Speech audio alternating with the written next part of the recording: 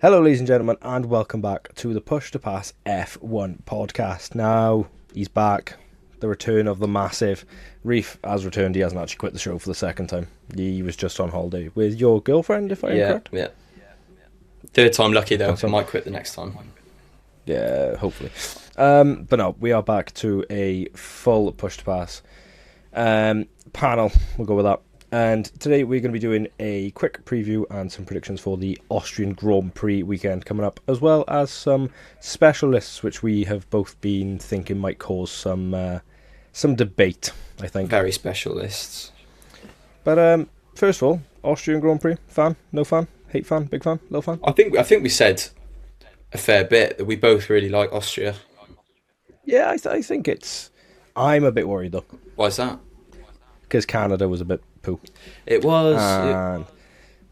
And the cars this year, and especially like with the hotter sort of areas, because I don't know how hot Austria's going to be this weekend, but they don't seem to cope well with dirty air, and like drivers' tyres were falling off, and they was literally just DRS trains. I'm looking forward to the changes. I think it's time. It's time. It is time. But what happened last year in Austria? I'm trying to think. Max we and had Lando crashed into each other. Yeah, it was when it was Max and Lando Part 1. Yeah. So going back to Mr. Norris, who you have had some strong opinions on. Let's act like you haven't though. Come on. No, I said I put my 2 pence in last week. You didn't get to. Going back to the incident between Oscar and Lando, what was your thoughts? What was your takes? Because I think I messaged you immediately after the race, didn't I? I don't know if you can call it head loss or what, but I don't know what gap he saw. To be fair, he held his hands up straight away, realised it wasn't. Yeah, I think that was the difference. But if he had turned around and said like, mental, "What's Oscar doing?" then it would have been different. I nearly wrecked both their races. I mean, that would have been just an absolute nightmare. I think it was just a bit of desperation. Yeah, I'd say. Because he needed something, whatever he could get over Oscar. Yeah, I mean, I think his confidence must be like shot to bits by now. But it's weird because he doesn't seem like, like we spoke about before on this. When Lando gets in his own head, sometimes he shows it quite big in the media. And I was expecting after that crash, like if Lando was to be like straight away, it was my fault. I was expecting him to be a bit more like, oh, I'm stupid, I'm this, I'm that. But he was literally just like, yep, fair enough, my fault, sorry. Yeah, which is probably the way to do it. I mean, he wouldn't have had any sympathy out of me if he was going, oh, yeah, it's so silly, Uwu. You and Uwu, right. Just to give people a bit of knowledge of this, editing these, the amount of times I have to cut out you saying people are cute, all that, it goes through me. No, but it's true though, isn't it? And people pander to it, and a certain audience I won't get into love it. And hey, he's got a monster flavour, leave him alone. Oh, did you see him in the shop getting his own flavour? Oh, how cute. He paid. I saw a TikTok earlier and it was like, oh my god, Lando paid with a £5 note. He's so normal. And I was like, yeah, normal, living in Monaco. Ah, how sweet. I did see, I want your opinions on this. Oh god. So I saw a tweet. It was like, when people get annoyed by things that just don't matter. It's one of those. But it was like, oh yeah, you've had Monster giving drinks to the legends of like Lewis Hamilton and Valentino Rossi, and then you've got Lando Norris with a flavour. I just thought, what's your opinions on that? I think that's more. It's also they've lost Lewis, haven't they? Yeah. Because the Lewis one is no. Because I don't think you can get the Valentino one anymore, can you? No, surely you can. Unless. You can probably find it in like some corner shop. Yeah, I've seen it. Most of South Wales. I think my local garage still does it, but like in most supermarkets you can't. But they've lost Lewis because he went to Ferrari. Yeah, I think. I mean, Lewis had two flavors. The first one was nice. I didn't like the second one. The red one. Yeah. Yeah, I remember the red one. The can looked sick, and the other one just looked a bit weird. Yeah. But I think they've literally just picked up Lando because they needed a name, and Lando is like he sort of fits into their demographic of like young, popular. Yeah, no, I can see why they've done it, but I also that the tweet made me laugh just because it's Lando. Who hate the man? I don't hate the man. It's just it's easy to laugh at him. Hey, we'll find out if you do hate him later on. But let's do some predictions for the Austrian Grand Prix. Let's do a top three in qualifying. Hit me. Lando Give me Norris your pole. vibes. Oh I've been god. thinking. No, I've been Why? thinking about this. He's got Oh he's god. got pace around there. That's it's a given. I mean, there's been plenty of times where he's shown pace around there. Last year, Yeah, historically he is quite quick. probably, maybe not probably, but could have won the race last year. I think he was. I think it was quite nailed on. He would Yeah. have if that didn't happen. I mean, he got his first podium in 2020 there. Yeah, last lap Lando. So I think he'll be on pole. I think he's gonna have a good weekend. I think he's due one at this point. I I think he needs one, Yeah, I agree. especially after last weekend. He was really poor in qualifying and quite. He was actually he looked decent in the race until that incident. So I think he just needs something to turn like the headlines. Yeah, yeah. Give me your P2 and 3. I think Piastri will be P2, and I think Russell will be P3. I've got a feeling that Verstappen might struggle. I have a feeling Mercedes might be back. Yeah, I especially after last weekend, I've got a lot more confidence in them, and they usually are. Especially like even last year when they weren't the quickest team, they were there or thereabout, weren't they? yeah. 'Cause it was McLaren and Red Bull. Pole position, I will go with Oscar Piastri. P2, I will go with George Russell, and P3, I'll go with Lando Norris. So is this you Lando saying Norris bottle. that you think Verstappen will struggle? I think it might. I don't think it'll be Verstappen struggling in general. I think just Red Well, Bull. yeah, yeah. Yeah, you get what I mean. Because like, to be fair, if you say Red Bull are struggling, it's pretty much just Verstappen because Yuki struggled everywhere. Ouch. I don't think he'll. I don't think Max will like. I don't think he'll be like P8, P9 sort of area. Oh, I think no. he'll just maybe. He'll be like P4, maybe 5, but he might just be like a tenth, half a tenth off. Not being funny. When is he ever like P8, P9? It's not. It's just like a bad weekend for him is P2. So I think as you say that Red Bull's not going to quite be dialed in this weekend. I've just got a feeling they'll be like quarter of a second off, and that's just too much. Ooh, talking of Red Bull, where did I screenshotted something the other day? Helmut Marko has confirmed Arvid Lindblad will drive either FP1 at Silverstone in either the Red Bull or Racing Bull car. Nice. I saw another thing saying that Seb said that he's speaking to Marco about having a Yeah, role. it was on the F1. I got the notification through from the F1 app yesterday. Hmm. I think it's the logical I think replacement so as well. because I mean, what's he been up to recently, Seb? I think he's just been doing stuff with like the FIA. Yeah. I don't actually. He did a business course, Sebastian Vettel. He hasn't done any racing for a while. I mean, I think like last year he did Race of Champions, the rally race. Yeah, because he did it Mick, I with think. Mick. Yeah, Yeah, I love that sort of I concept. like that too. Yeah, he did the Race of Champions. I'd love to see him No, do endurance. I think that'd be great. oh, he had a sale in 2023. He had the Sale GP team. Yeah, he just says he's been doing a lot of like activism stuff. Fair enough. Good on him. But no, I could see him being like a young driver coach or like young driver scout or whatever the Yeah. Helmut Marko's role actually is.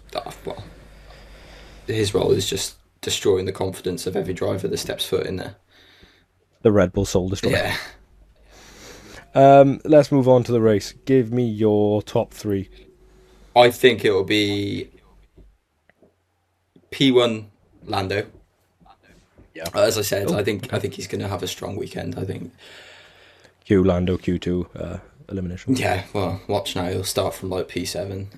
I think Lando P1. I'll go with Russell P2, Piastri P3. I got this feeling that Piastri's not completely dialed out his tyre uh, You think issues. we might see a bit of like old Oscar, like Yeah, last year I Oscar? think I don't think he's fully dialed that out yet of his game. I think there's still some signs that he struggles looking after a tyre, and Russell will be confident from last week. As you say, you reckon the car is going to be more competitive. I could see Russell getting a P2. Yeah, I see what you are saying with Oscar. I think he is a lot better with his tires now. It's just especially like last time out in Canada, especially when he was trying to overtake Antonelli, he seemed to be just struggling a lot more with the heat and like the dirty air and everything, and it just sort of like choked him up at the end. But I will go with P1. I will go with Oscar. I think he's going to bounce back, Yeah. and I think, as stupid as it sounds, I think he needs to, Why is that? because I'm of the impression if he can, because are we in a triple header now? I don't know, mate. To be honest, I want to say we are. probably So I should think know we've that. got the yeah. I think we've got Silverstone. Yeah, we got Silverstone. We got Austria, Silverstone, Spa. I think if he can win the next three, it's pretty much championship done. Yeah, Because he'll take a three-peat, or if he wins three races, he's carrying what a minimum of a near a 40 point gap into the summer break. yeah. Well, if he wins the next two on a bounce, is that 8 or 9 wins on the year? I will have a look. I think he's on seven currently. 7. Yeah, I think he's won seven this year. Bloody hell. 10. Let's have a look. No. So he didn't win Canada. Whoa, I don't want to download the F1 app. All. He has won. 1, 2, 3, 4, 5. Oh no, he's won 5. Right. So it'd be 8. Yeah, he won China, Bahrain, Saudi Arabia, Miami, and Spain. Yeah, well, that's in the realms of championship winning sort of form. I'd say you need to win at least, if it's a competitive field, you need to win at least 6. If Mercedes can close, if Mercedes and Red Bull can close the gap to the point where Max is winning now and again, and the same with George, I think if you get at least 5, 6, or 7 wins, you've pretty much nailed on. Yeah, and Because like that's what the I was saying in the previous rounds is he was getting on this hot streak at the start of the year where he wasn't labelled as the main title challenger. And it was like you blink and suddenly he's got 4 wins, 5 podiums, and you're like, well, you know, fair enough. yeah, No, I think if he gets a really strong triple header now to the summer break, it like gives him a lot more breathing room, yeah. and I think it will just be good because it can sort of McLaren then don't really have to risk of him like pushing it too hard to get a title. He can just sort of do what he does and finish like second, third, or fourth each weekend I like your thinking. and carry on. Give me your biggest winner from the weekend. My biggest winner will be Lando Norris. I just think, Yeah. as you Logical said, sense. he needs a weekend, and I the way that I've predicted it, I think he'll get that weekend. I will go. Ooh, I don't know. I'll go with Alex Albon. Yeah, I think he's good, but yeah, I think him and Williams had quite a shocker in Canada. I think they'll bounce back. yeah. I mean, I think this season for Williams has been a good season ultimately, but it's a season of like ebbs and flows. Yeah, it's not been 100% like plain sailing, which every no season's going to be like completely straightforward. But I think they would have hoped for, especially on Carlos's side, a lot more like positive I consistency. hope you know what I mean when I'm saying this, but I don't know how good that car is at all. No, you don't know if it's the driver's taking it too far or whether Yeah, the car is genuinely that I good. don't like when they have a good weekend. I'm leaning more towards that it's the driver that's having a good weekend, not the car. It might. I think the car is comfortably probably between fifth and seventh quickest. It's not great, though. I'd say it's between. No, I'd say it's the top four, and then probably Williams, V Carb, and maybe like Alpine or Haas, probably in that order, and then Sauber just miles behind everyone else. Yeah. And Ferrari. That was just a small interlude because that Williams, they got a good team, they get good results, but they're not nailed on. I never feel confident. No, I'd never back them to like have major success just because they are way too inconsistent. Yeah. Biggest winner? No, not biggest winner. Biggest loser? Hit me. Oof. I think my biggest loser this weekend will be Haas. Really? Yeah, I think. How did they do last weekend? Well, not last weekend, but last race. Ocon ninth. Ollie Behrman 11th last time up. Yeah, so as I was saying, they've had a good year. I just think they're going to lose a lot this weekend. I don't think where they. Yeah, maybe. I think because it's a very quick track, isn't it? Yeah, and I think it's a hard track for a rookie because it's inviting to go fast because it's not particularly closed off. It's very open corners, but it's one of those I think could catch people out. So I think Behrman might struggle.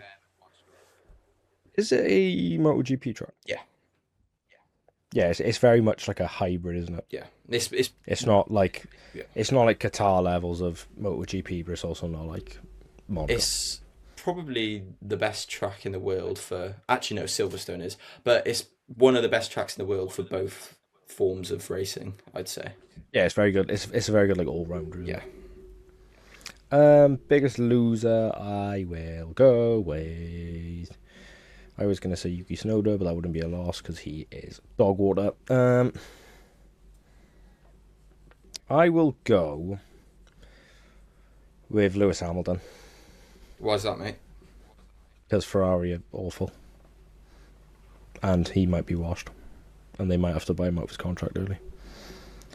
No, behave.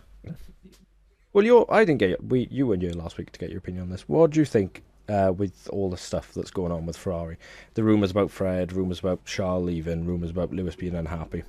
These are just like What's your take and what's your thoughts on it? my main take is this is what happens when any team isn't performing well. It's spin doctoring. It's rumours taken from the paddock, the outer paddock. I wouldn't read much into it. I mean, Ferrari aren't going to be happy because they've spent a fortune on a Lewis Hamilton contract that's not working out as of yet. But the person that should be worried about their job is Fred Vasseur. Yeah. He's going to be first to go out of the three of them. I can't see Lewis leaving by his choice because I don't think there's anywhere else for him to go. And No, I can't see Charles can leaving either. I think he's a Ferrari man. The problem is with Charles, well, he has a contract till 29. So if he was to leave, that would have to be a big old buyout. Yeah, I can't see. I think it's all nonsense. It's just you throw enough shit at a wall, some of it's going to stick. That's what the media and whoever's doing at the moment. Give me a crazy prediction. Give me a random one. I Who do you think is going to crash into each other? hate this one because you're just never going to get it right. You always just say people to crash into each other, so Yeah, well, if I'd said from the start, oh, McLaren will crash into each other, I'd have got it right last you week. did. Yeah. So, what's? We had about 6 episodes where every week was just, hear me out, Oh, do you know what? McLaren's crash. My it's not necessarily crazy, but I think my prediction would be the gap between Yuki and Max is going to be very minimal. Yuki being good or Max being bad? It'll be a mix of both. It'll be the car not giving enough to Max, but I also think that Yuki is going to have a good weekend. Yeah, I can sort of see it. Oh, I will go with Lance Stroll points. Oh, okay. Hear me out. I have nothing else to say. I just think the Aston Martins might actually be okay, You've just got that feeling. and they seem to. Yeah, I've got that feeling about old Lancey boy, world's best driver. Speaking of best drivers, now we are going to be doing our top 10 drivers of all time. Just to clarify, this is not our like personal top 10. This is who we think are the pound for pound best 10 drivers of all time. Because someone got confused when I messaged them about this earlier. What a segue that was, by the way. Didn't you? That's why we pay you the big I bucks. Yeah, that's why I get paid nothing. Yeah. Right, go on, hit me with your 10. Right. I've got this one ordered as well because there needs to be. I've got, I'm in 10th place. I've got John Surtees. Oh, in 10th, I have Fangio. I've got Surtees because although he only won one World Drivers' Championship a very long time ago, there's always the debate of when it's a long time ago, is it as big as it is now, and so on. But he's the only person to ever win a world championship on four wheels and two wheels, and to me, He that means a was lot. 1950.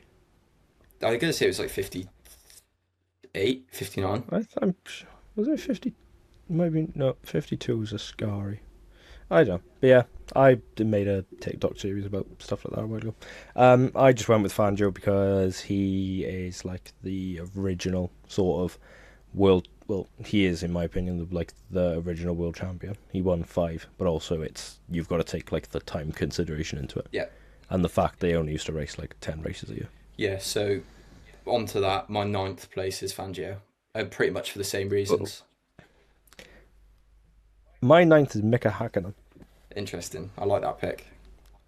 Um, Now I'm looking at the one. Actually, no, I do agree with all the ones with it, but I do feel like if he hadn't taken his magical sabbatical, he probably could have been like a lot higher on the list. He's a great driver. I really rate Mika Hakkinen. He just like he was before our time, but like growing up watching older F1 races, you would just watch him and you'd be like, this man does not fear anything. He's one of the few He just lives for drivers speed. I've gone on YouTube and actively looked for videos to watch. It's just for some reason I just really like him, always have. So He's just pure speed, isn't he? yeah, and just it's like the West McLarens and all that. It's just so good. Oh, the silver ones, they were so good. Yeah. I Hit me with your eight. Number 8, I've got Fernando Alonso. Oh, number eight, I've got Fernando Alonso. It's just the perfect spot for him. Two Yeah, like he's two world championships. could have had more, but he quite unluckily didn't. But also, he's still one of the best you can like It's name. the longevity of it all. Oh yeah, He's got to be in the top 10 just for how long he's been doing it. And you've got to it's the think longevity with performance as well. he's won Le Mans as well. You've got to think of other things that Yeah, he's done. He's won Le Mans. He had a go at Indy 500. Well, admittedly, didn't win anything, but he had a go, which I like. didn't he do a rally? Beats me, mate. I might be thinking of the wrong person, but I think he might have done a rally. But yeah, I just went with because like, well, I'm gonna put a spoiler in. I was gonna put like someone like Kimi in, but also Kimi spent the sort of back end of his career just floundering around the back of the grid, where Fernando hasn't really done that. Like he did it with McLaren, then binned it off because of how bad it was. Went and won Le Mans, then came back to an Alpine team and got like podiums. And then went to Aston I Martin. would say I really like Kimi Räikkönen as well. Kimi is unfortunate to miss out on the top 10, but I think he's just outside. Yeah, he'd be like he'd be top 15, I'd say. Yeah, for sure. I'd put him top 15 too. Give me your seventh. My seventh is Mika Hakkinen. Oh, is it? You got a bit I do, higher. yeah. Um, Seventh, I have Phil Hill. Phil Hill, what a name. I just think I put Hakkinen seventh because of the time that he did it in. He did it when Michael Schumacher was, I'd argue, probably at the peak of his powers. He was, it was before the Ferrari was OP, and Yeah. I just think that was when like he was on point, dialed in, and he took two world championships. Admittedly, the second one, Schumacher got injured halfway through the season, but Hakkinen was still leading the championship before that happened. I think, yeah, he could. I think Hakkinen can slot anywhere, probably up until about sixth or fifth. Yeah, I went with Phil Hill because, like, a lot of people probably haven't heard of him, but if you ever want to like go back and look at someone who is complete in motorsport, please go back and learn about Phil Hill because he did it a bit of everything. Um, Give me your number six. My number six, I've gone for Jim Clark. Oh, number six, I've gone for Sebastian Vettel. Interestingly, I'll say now I like the Jim Clark, Vettel doesn't make my top 10. doesn't he? I've only just realised that I don't have him in. Don't you? It could probably be argued that you shove Surtees out and put Vettel in, if I'm being honest. If on reflection, Yeah, but just at the time, I clearly forgot about him. But I'm sticking with it. I'm rolling with it. I got Jim Clark because obviously way, way, way before my time. I'm not going to pretend that I've watched his races and I know loads about him. But we're talking of a time now of the 60s where the cars were death traps, complete death traps. And you've got a lad from Scotland who started rallying cars in the 50s and he got to F1 like that. And then he got to drive one of the most dominant, most like exclusive luxury parts of like engineering in that Lotus ever. Like that was the first ever like ground effect car. he went, didn't he? Like used to go back and race in Formula Two as Yeah, well. yeah. So he actually died. Back when it was like Formula, yeah, he died. I remember he died doing Formula Two. That was back when it was Formula 2000, wasn't it? Yeah. So, and that's kind of why he makes my list as well because it's almost a career of what could have been. Because at the time of his death as well, he was leading the championship. So he could have gone on to win a lot more. Yeah, I just went with 7-6 because I think, well, not only are the top five better than him, but I also think like growing up watching F1 in that early 2010s sort of era, you would turn on the TV and you wouldn't even have to like watch the race, and you could just say Seb had probably won. Yeah, I honestly, as I say, on reflection, Seb would definitely make it in mine. Um, Give me your five. My number five, I've got Alan Prost. Oh, my number five might cause some debate then. Who have you got? My number five, I've got Max Verstappen. Okay. Um, I very much like your Alan Prost out, but I will. He is higher on mine. I think Max is slightly better than Seb, purely just for the fact of like I think Max has the potential to go on to win further, and I think like in terms of you look back and watch Seb, and he was very much like him and Max were very similar in my opinion. They were just raw speed and just like pure dominance, and they were both like willing to put anything into just getting everything over the line to win a championship. But I think just how good Max has been and like how many moments you've been able to watch Max and just be like, wow, that is like borderline not on this planet. Yeah, I think it's what just edged him ahead. yeah. I've got Prost in fifth because although I think character wise, from what I've seen videos of Prost and stuff like that. Seems like he is a hard character to like. I'm gonna go out on a limb and say that's because he's French. Yeah, prob It's French people. It's also quite similar. I think it's a lot of it's why like a lot of people like Fernando and like Max and like most European people, they're very much I'm right. yeah. Nothing you will tell me It's otherwise, and black it's and my white, way or isn't no it? way. Yeah, I've got Prost mainly because I mean he won four world championships. I mean when you're getting into the fours, that's undeniable. He did it in the 80s against people like PK and Senna, and then in 93 won one again against a whole new crop of talent, which I think goes a long way. I think he's probably the most underrated in terms of like the higher number of world champions.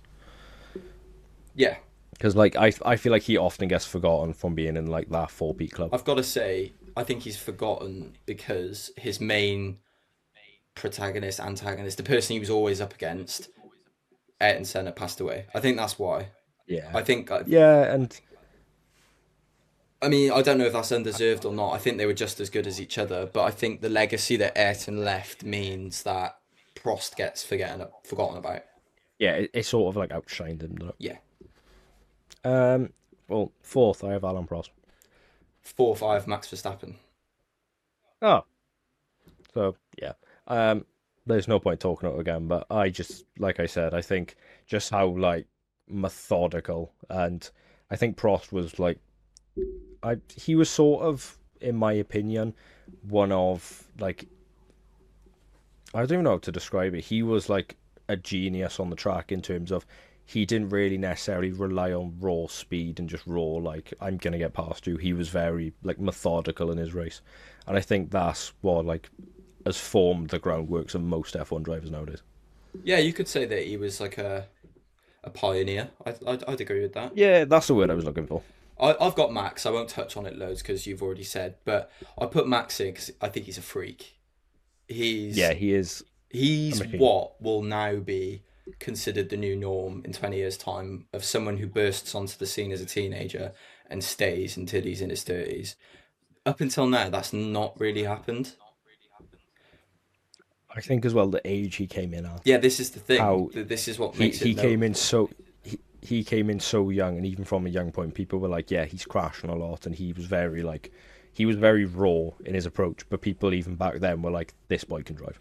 All world championships, 60 plus wins, shows no signs of stopping. He's far south of 30. He's still got plenty of time. And I think it'll just be a matter of when he wants to pack it in rather than I genuinely think it'll be, you know how they say about people who stick around for too long that the sport passes them by. I think Yeah, everything will be down to Max in his career.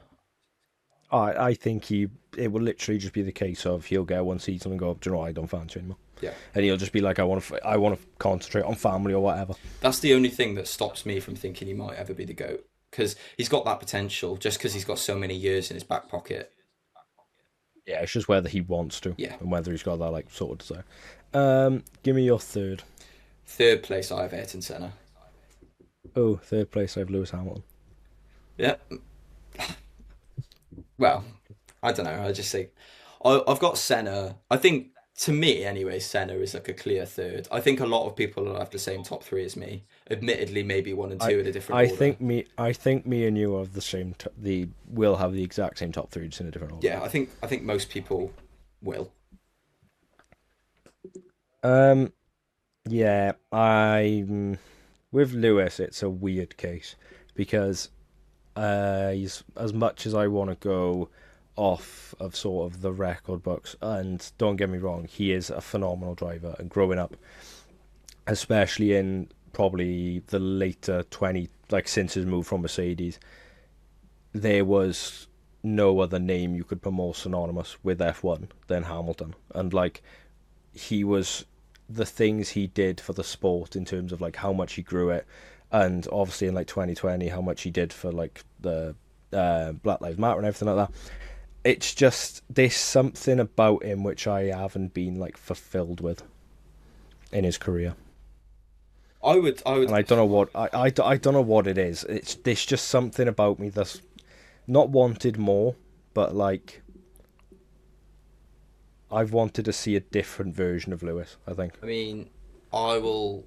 Well, I'll get onto Lewis Hamilton later, but I will just say the numbers just jump off the page. You can't, in my Oh yeah, opinion, the numbers he's got are 100%. just undeniable. But then I will Oh yeah, say 100%. if I mean, at the moment it doesn't look like it, admittedly. But if he won a world championship with Ferrari, what are you saying then? Oh, if he gets, even if he had an eighth with Mercedes, I'd say yeah, he's won. But if he goes to Ferrari, who are at best fourth quickest, and manages to turn them around and win a title, I think it's quite undeniable. You can't say he's not number one. Yeah, I've just quickly on to me. I've got Senna third. Probably only falls short because he just didn't have enough time. Didn't get the privilege of finishing his career, unfortunately. But I Yeah. think Senna is like grit and like bravery and just was absolute head case beyond the wheel. And you got to Um. respect it. And he did a Oh, lot in a short amount of time. oh, 100%. Number two.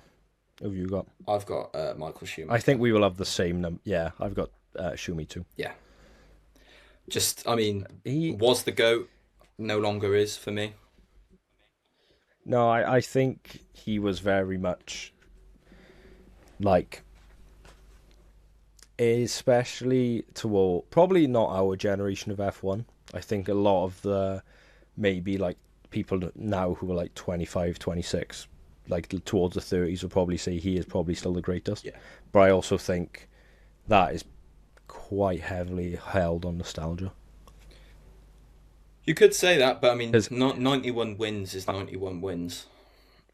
but also, in my opinion, from probably 2000 to 2005 was when he like sort of dominated, wasn't it? Yeah, he made the He sport did, he boring. did, and also, in my opinion, F1 wasn't that serious back then. Oh, Because if you think about it, think of the championships Lewis has won. And I know I've got them the wrong way around, but I also just think Michael is just like pound for pound a better driver. But if you're comparing the periods of domination between those two, you look at the drivers and the team Lewis is up against, and the sport of a whole is a lot more professional than it was back in the early 2000s. I disagree with that personally. Would you? I think it's always been professional. I mean, okay, 50s and 60s, you're gonna say, Oh, back then it was still they like, were chaos. yeah, no, but professional, unsafe doesn't mean no, unsafe doesn't necessarily mean it wasn't professional though. I would say F1's always been the pinnacle. That's why it's always been famous. I think back then, like all the science and the engineering wasn't as polished as it is now, but the best things on F1 cars were created in the late 90s, early 2000s. Yeah, 100%. I think it was I just as professional where they were just at a disadvantage because, oh no, when I say they're unprofessional, I mean like if you look at the way and like the way the teams were sort of conducting themselves and how you look at like I don't even know what I'm trying to say here. It's the way I'm trying to put it is I think if you looked back at like 95 to 2004, 2005, the caliber of the people on the grid and like the caliber of the teams on the grid, I think was a bit less superior to what they were in like 2010 onwards. fair enough. Give me your number one, even though I think I know who it is. My number one's Lewis Hamilton. My number one is Ayrton Senna. I figured that out.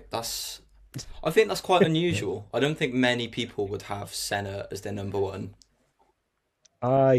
It's I think a lot of it comes from the what if, Yeah, whereas like you can evaluate everyone else pretty much on what they did, but everyone still had the question mark over Senna of like what he could have done.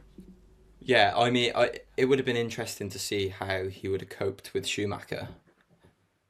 I think that would have been a hell of a battle between them two because I think they were very similar in the way of like they wouldn't give each other an inch. I think just going off what history tells us, I think Schumacher would have got the better of him.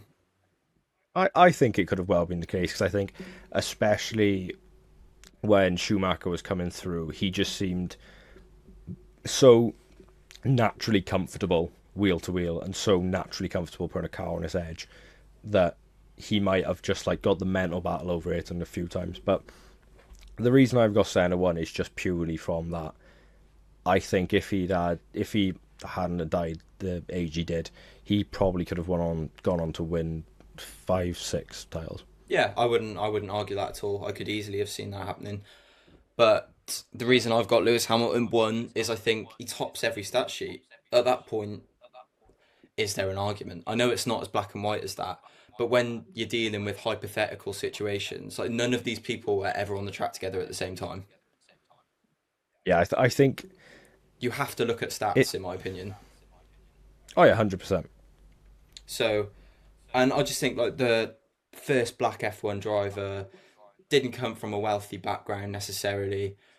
He's got a great story. The story is like the story tells itself. It's like one for the history books. He's one of one. I don't think there'll be anyone like him again. I also think he's been dealt quite a harsh hand with like the way the media sort of treated him, I think so. especially in that like 15 to probably 2019 sort of area. Like anytime he did anything or he'd put something on social media, like especially British media, who were awful for it, Yeah, even before they would that, just be straight away at his throat.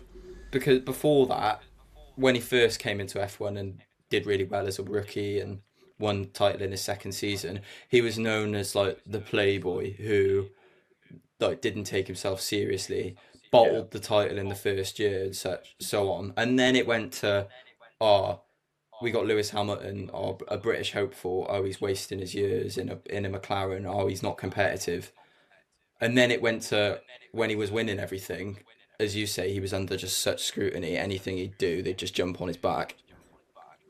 Or it'd be like, here's the reason why F1's boring. Yeah. So he's all like in that coming of age of media, he was like him and that group of drivers were the first to hit that. That like Yeah. it's a different way of being scrutineered, isn't it? Ah, punch my mic. So I think, I mean, that's not why he's the GOAT, in my opinion. He's just the GOAT because he's won the most races and he's won the joint most championships, and he's the dog's bollocks, mate.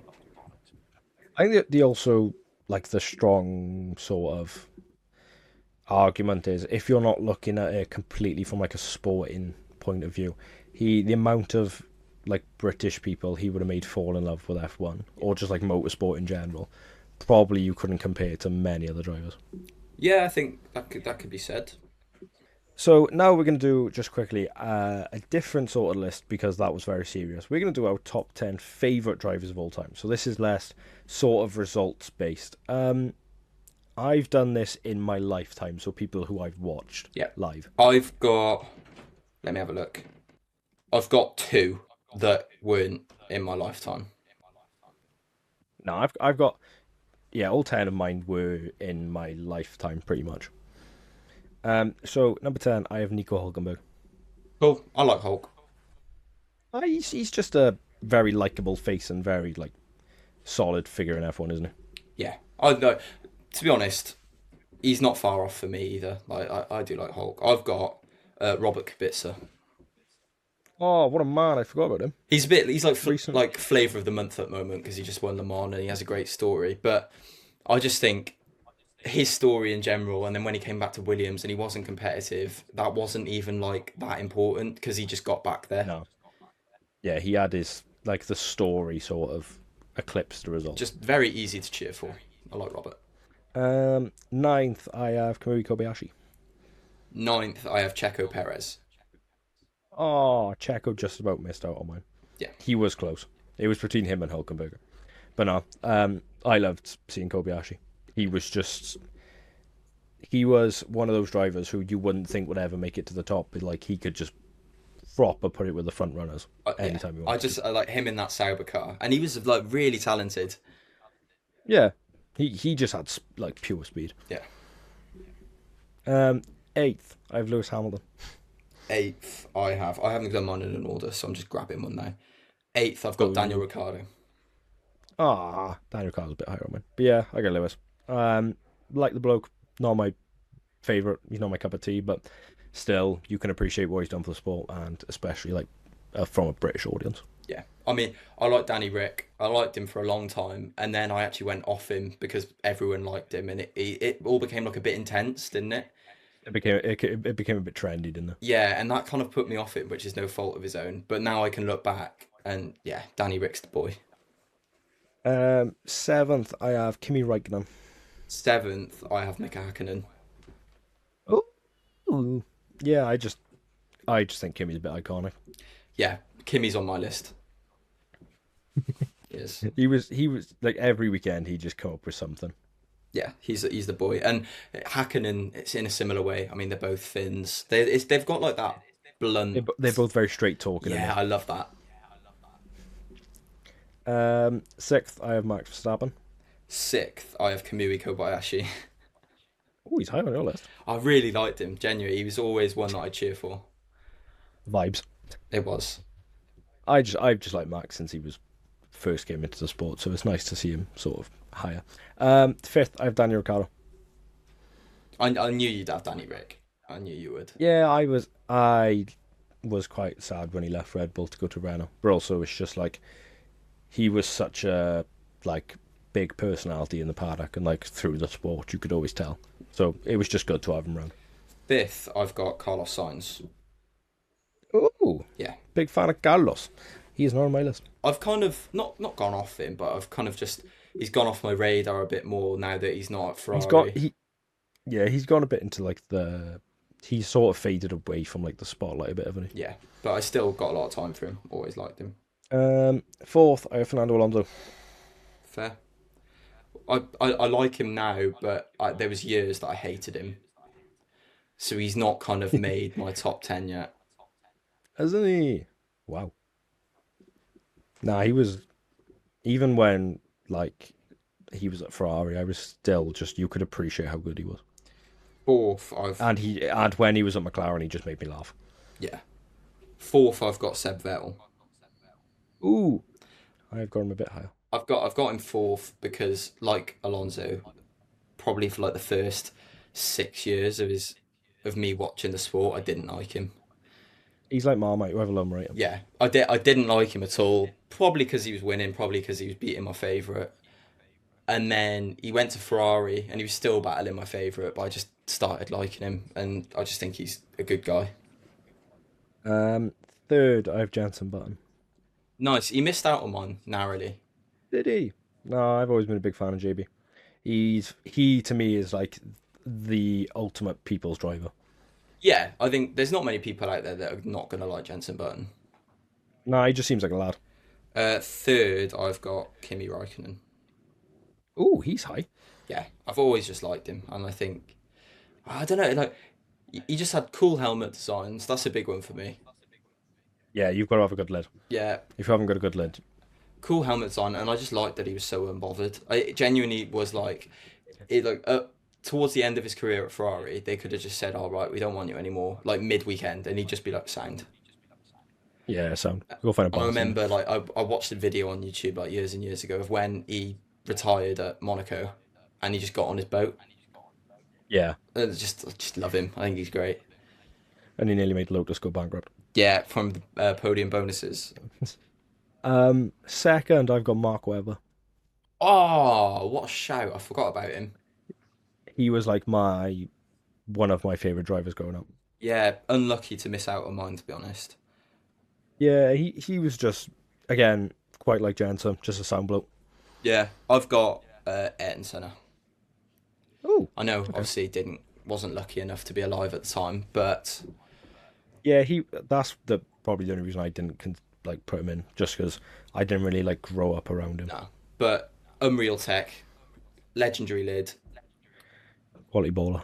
yeah, loads of aura. And I think I know your number one, but number one I've got Sebastian Vettel. Number one, I've got Lewis Hamilton. Ooh. Just always my favourite. Always will be. Nah, same for me. Growing up, I supported Seb, Yeah. and that wasn't because I was like a glory hunter. I literally turned on F1 one day, and my dad was watching it, and I was like, I like that blue car. I like Vet. And that was it. He and look, especially when he was at Red Bull, he was quite not a controversial figure. He was just quite you either loved him or you hated him. But then I think when he went to Ferrari, everybody just wanted him to do well. That was literally it. That like you've just described what my thought process with Seb was. Like when he was at Red Bull, I was just so sick of it. I remember I was buzzing when Danny Rick wiped the floor with him in 2014. I was so happy. Then he left and went to Ferrari, and suddenly I was like, "This guy's bollocks." I think he's great. Yeah, and then in like his later years at Aston, everyone was still because I remember when he was getting like, I think he got like a points finish in like his first season at Monaco, and everyone was like, "Oh, he's still here." Yeah. No, I just love Seb. But that is it for today's episode of the Push Pass F1 podcast. Slightly longer Yep. than usual, but who cares? It's content. Yeah, Austrian Grand Prix this weekend. So next week we will have a Austrian Grand Prix review and I want to say a British Grand Prix preview, which I'm very excited That'll for. be a good one. But if you are listening on Spotify, don't forget to drop us a follow and 5 stars. It massively helps. If you're listening on YouTube, drop us a like, drop us a subscribe. It is much appreciated. I have been Max. I've been Reef. And this has been the Push to Pass F1 podcast.